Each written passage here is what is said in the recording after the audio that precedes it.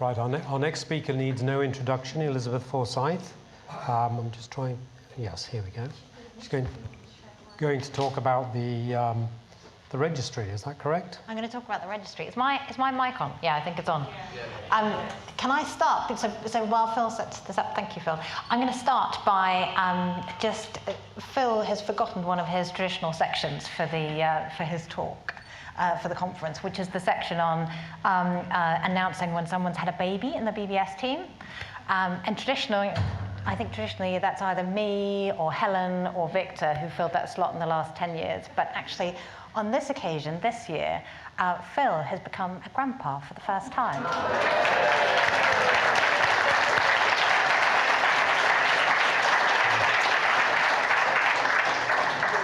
I'll be passing amongst you at the coffee break to find out what my roles actually are. So I have no clue. Thank you, Elizabeth. All right, okay. So today I'm going to talk a little bit about the registry. It's just a brief talk to update you because I think we've sort of talked about it a little bit before. Phil touched on it. And I'll talk a little bit about, what the purpose is, why is this useful. Phil's talked about this a little bit already. I'll tell you what's going into the registry. We'll talk about how we're setting it up and what the next steps are. So the purpose of the registry, it's several different things, really. So first of all, as you are all aware, it's a service that runs across 4 different centres. And what we want to make sure is that we are all delivering the best possible care for you, and that we're all delivering the same service across the 4 centres. That's one of our key points.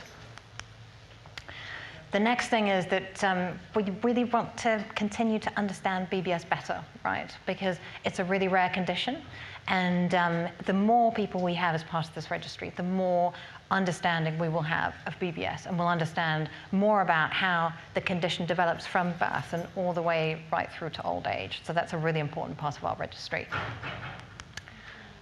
And as Phil has already mentioned as well, a part of that is also when we're looking at developing new therapies, it's incredibly important to have a really good understanding of the condition. So if we can understand, for example, how the eyes develop over time in people with BBS, so not just in one individual person, because you all know there's lots of variability and people have BBS in different ways. But if we can get a really good overview of how it develops and how it differs between different people, then that's incredibly helpful. And that's very helpful for getting us ready for new therapies. So what's going into the registry? None of it's hocus pocus. It's all the information that you give us already. Okay. So this is kind of how it's divided out, and it's all the information that we get already from when you come into the clinics. So first of all, we have some identifiers, and that's really just to be able to make sure that each time you come into clinic, we put the right data in with the right person. We look at some of the clinic measurements, so we look at your height, and we look at your weight, and the blood pressure, and you know, the usual things that you have done when you come into the clinic. Then we look at the diagnostic criteria. I think most of you are aware that there are certain things that we look out for when we make a diagnosis of BBS, and we also add in the genetics as well, once that's been done. And then you will know, each of you, when you go to the clinic, you go and see different clinicians, and so you see the eye doctor, you see the kidney specialist, and you see the hormone endocrinology specialist. And there are certain specific things that they look out for that we know are typically associated with BBS, and we put those things in as well. And then you have a blood test done, and we put the results of the blood test in. And for children who come in to see us in the clinic, we also try and identify where they are in terms of their development to get a sense of how they progress and whether they might need help at school and that kind of thing. So we add that into the database as well. And also the medication that you're on. So all of these things are the ones that we look out for. It's the things we've been looking out for throughout the clinic as we've run from 2010.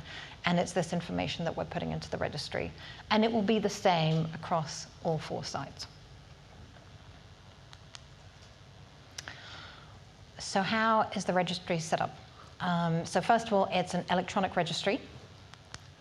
And the people who have access to it are your usual clinicians, so the people who have direct contact with you. So There's not going to be anybody new who's going to get access to it. It's going to be all the usual people that you are used to having access to your information.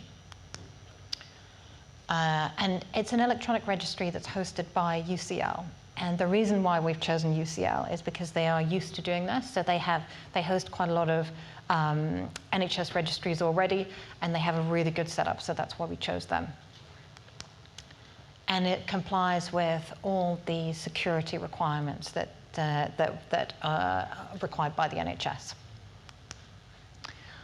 And of course, there will be a consent process. So what's next? So for now, the database is in progress. It's quite a big piece of work because the clinic's been running for a really long time. We would like you to feel free to ask us any questions that you might have about it. And also let us know if you don't want to take part. And very soon, when you come into clinic, we will be going through consent, so we'll be asking each of you for consent to take part.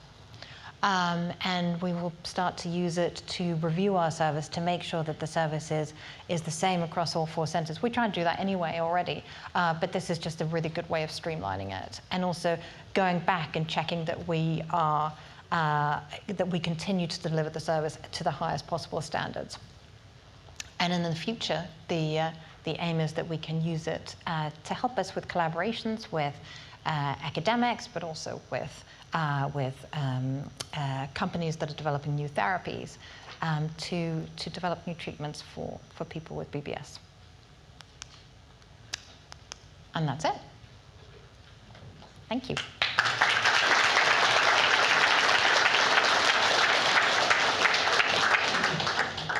Do you have any burning questions at the moment for Elizabeth? We will have an opportunity again to talk about a lot of the things that have been raised in the talks today, in the workshops this afternoon. So Elizabeth Wischella will be hosting one of those. But any questions about the registry at the moment? Yeah. Someone back there. Someone at the back.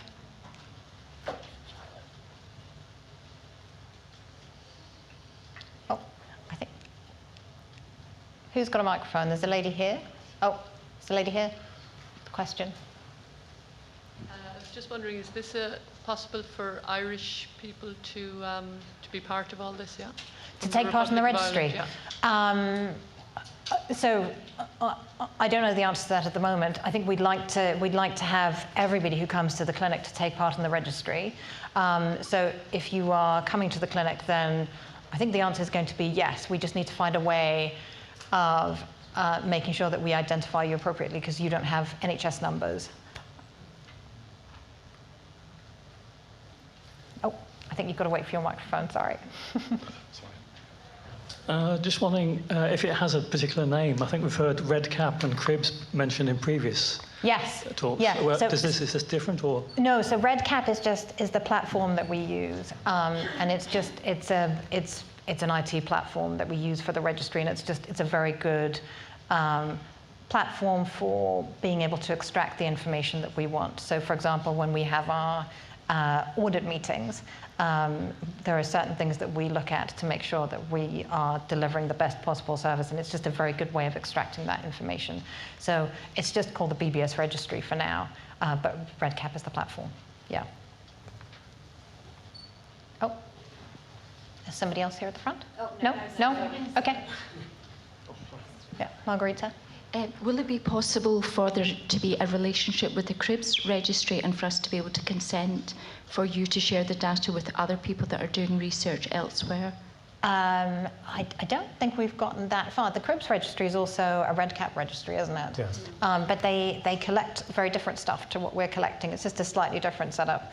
But we are always looking to collaborate, right? We're always looking to collaborate as much as we can because that's going to serve people with BBS best. There is a slight challenge there because we've gone in to have a look. We've got access to the CRIBS data set as well. But when you compare the fields, you know, which information is being collected, it's not that mappable. It's not that similar because they were set up at different times for different purposes, essentially. But what we have done is look to see where there are commonalities and see where we can integrate those data sets. Francis? Do you know how many people? Can you wait for the microphone because people online? Thank you. Do you have an idea how many people are registered both in CRIBS and in the British Register? We don't actually, because when we look at the CRIBS data set, we know which country they come from. I mean, there's a small overlap, but we don't know the individual names. But it's a small overlap for sure, but it's not that much. Thank you. There's one more at the back.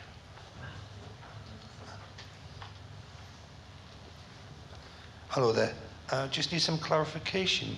Did you say there's 4 clinics, or have I got that wrong? Yeah, so there are 4, sorry, I can't see the person who's asking the question. Oh, down there, okay. Yeah, so there are 4 clinics. So there are 2 in Birmingham and 2 in London. So an adult and a pediatric one, an adult and a kids clinic at each site. Thank you. Okay.